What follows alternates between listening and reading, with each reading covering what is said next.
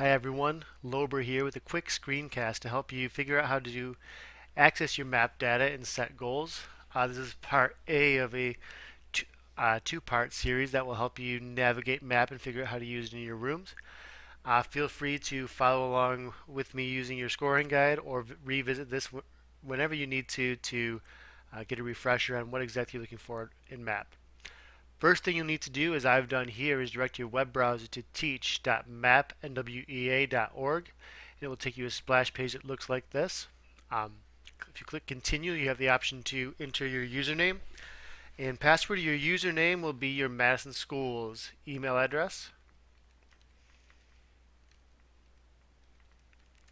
Your password should be somewhat similar. To be honest, I don't know what the password formula was. You may have already got one in a separate email. But obviously, if you haven't remembered your password, please go ahead and use the link here and submit that, and you'll be able to log in. All right. So you're brought here to a page that the splash page, which has a lot of information, a lot of downloads. There's really only a few things that are highly important to you in getting the most out of map. First place I would look, and the time you'll spend most of your time in, is in map reports. And generally the report you're going to find most useful to you is class breakdown reports. All right. Once you get here, you'll have the opportunity to break these down, and we'll look at that in just a moment. But I want to show you the other reports that might be helpful to you as well. Also, in case you want a look at your whole class to figure out how your class is doing, the class report is the best for at a glance. If you selecting individual classes, you'll be able to choose different topics to look in them at. And creating that report will allow you to see a color-coded report as it shows up, giving you a rough estimate of where your class is. Are they high average? Are they low average? Are they somewhere in between?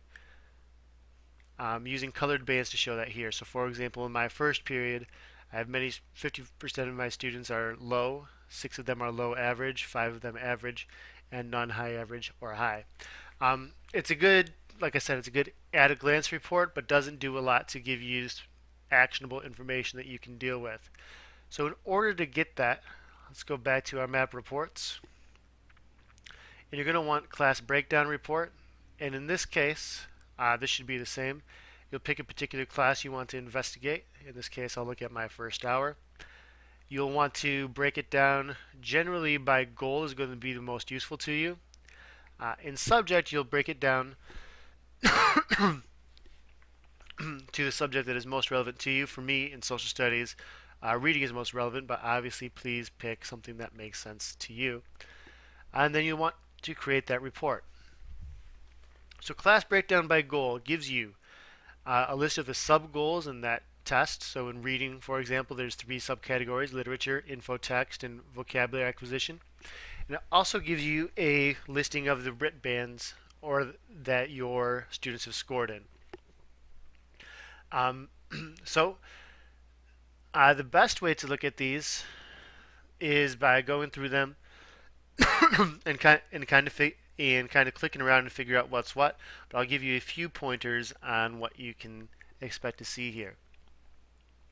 If you click on either a RIT band or a goal area, you'll be brought to what's called the learning continuum, otherwise known as Descartes, and I'll probably call it Descartes more often than not in the rest of this presentation.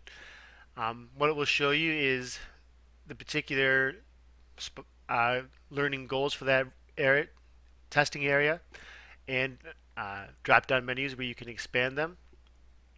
By expanding them, you'll be able to see the different goals and activities that you would expect a student to be able to complete at that RIT band.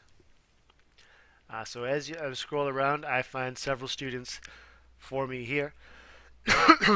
And here's really what Descartes is useful at telling me. So if this RIT band is an estimate of where they're at reading-wise, particularly with infotext, the RIT band right below that, so in this case, if this RIT band is 191 to 200, the RIT band right below that, 181 to 190, shows me what those students have mastered with about 75% confidence. So I should be reasonably confident that These students should be able to identify steps in a set of directions. They should be able to identify topic-sensitive informational text and that sort of thing. And those are things that they'd be ready to complete homework with.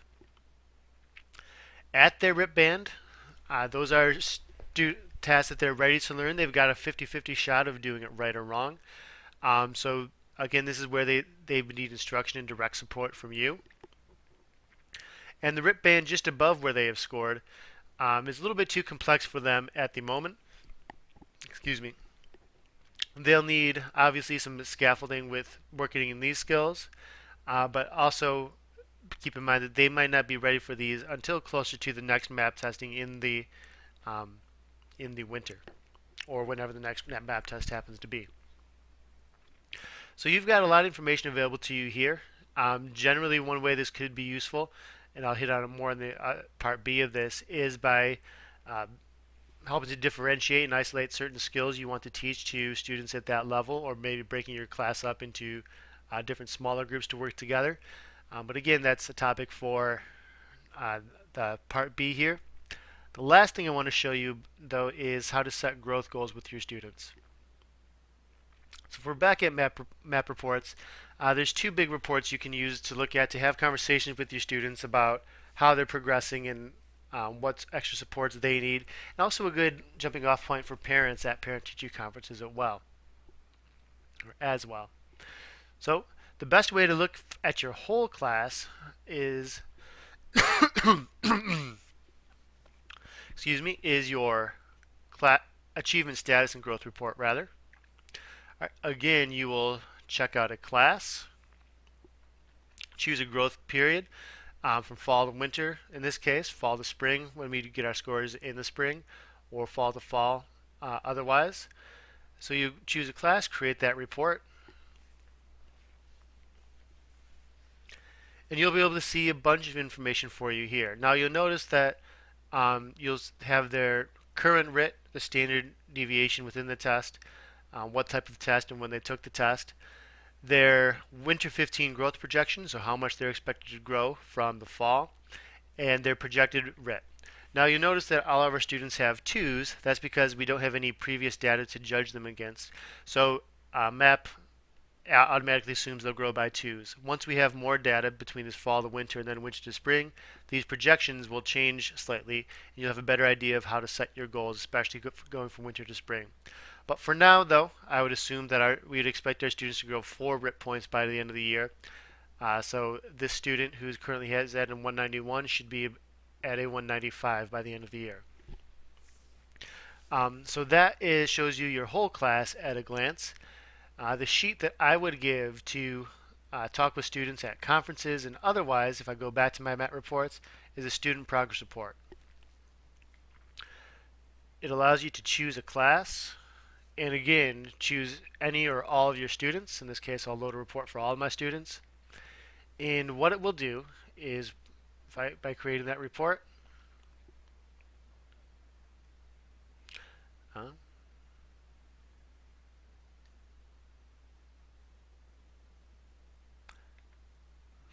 sorry, one moment. If I want to click on the goal setting worksheet rather to work with my students, I can click on individual class, select any and all of my students, and choose the categories I want to set goals with them with. Now with these reports, it may take a while to load, so you can check your queue as you need to. In this case, I'll go back and just look for a report for only one subject. So let's look at my first hour, and let's look at all students in reading.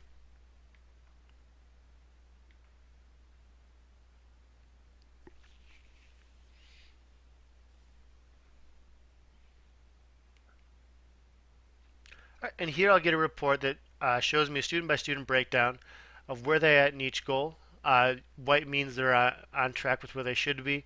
Yellow is that below average. Green is right at average.